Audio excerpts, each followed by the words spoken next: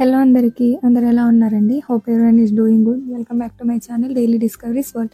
ఇవాళ మన వీడియోలో ఒక రెగ్యులర్ అండ్ స్పెషల్ ఐటమ్ అయిన కిచిడీని అయితే ప్రిపేర్ చేస్తున్నాను. చాలా హెల్దీ అండ్ చాలా టేస్టీ కూడా. దీంట్లో కాంబినేషన్గా అయితే మటన్ కీమా కర్రీ అండ్ ఖట్టాని ప్రిపేర్ చేశాను. అది నేను నెక్స్ట్ వీడియోలో అయితే పోస్ట్ చేస్తాను.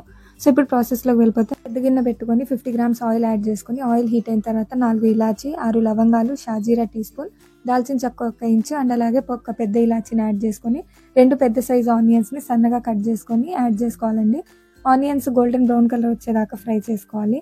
ఆనియన్ కొంచెం గోల్డెన్ బ్రౌన్ కలర్ వచ్చిన తర్వాత దీంట్లోకి 2 teaspoons అల్లం వెల్లుల్లి పేస్ట్ యాడ్ చేసుకొని పచ్చివాసన పోయేదాకా దీన్ని అయితే బాగా ఫ్రై చేసుకోవాలండి. ఇప్పుడు దీంట్లోకి పుదీనా అండ్ అలాగే కొత్తిమీరని కూడా యాడ్ చేసుకొని పుదీనా కొత్తిమీర ఫ్లేవర్ అంతా మనం ఉల్లిపాయలోకి మొత్తం అరోమా మొత్తం దాంట్లోకి వచ్చేంత వరకు ఫ్రై చేసుకోవాలన్నమాట. ఇప్పుడు దీంట్లోకి ఉప్పునైతే యాడ్ చేసుకుంటున్నానండి. ఇక్కడ నేను కల్లు ఉప్పునైతే యూస్ చేశాను.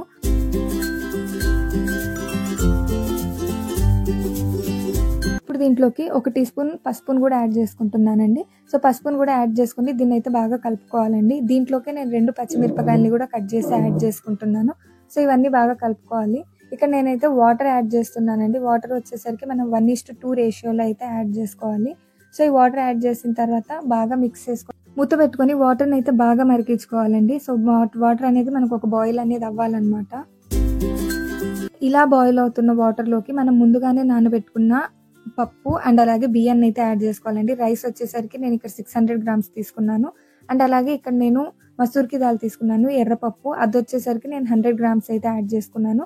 సో ఇవి నానబెట్టుకున్నానండి, ముందలే నానబెట్టుకున్నాను. ఇవి కూడా ఆ వాటర్లోకి అయితే యాడ్ చేసుకొని బాగా మిక్స్ చేసుకొని మూత పెట్టుకొని వాటర్ డ్రై అయ్యేంత వరకు దీన్ని అయితే ఉడికించుకోవాలండి.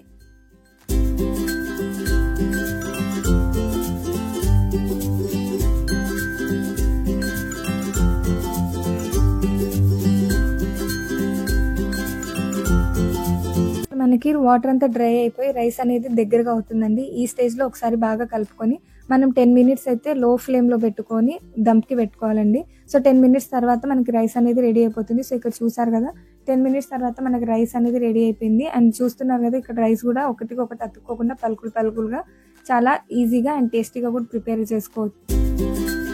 చూసారు కదండి, చాలా easy and time saving recipe అయినా కిచిడీని అయితే ఎలా ప్రిపేర్ చేసుకున్నామో ఈజీ అండ్ అలాగే చాలా హెల్దీ కూడా. దీంట్లో మనం రెడ్ గ్రామ్స్ అనేది యాడ్ చేసాం కాబట్టి దీంట్లో మంచి మనకు ప్రోటీన్ కూడా ఎక్కువ ఉంటుందన్నమాట. అంతేనండి, చాలా సింపుల్ అండ్ ఈజీగా ప్రిపేర్ చేసుకునే రెసిపీ నేనైతే మీకు షేర్ చేసుకున్నాను. మీకు నచ్చినట్లయితే మీ ఫ్యామిలీ మెంబర్స్తో షేర్ చేసుకుని సబ్స్క్రైబ్ చేసుకోండి. Thank you for watching. Please subscribe to my channel.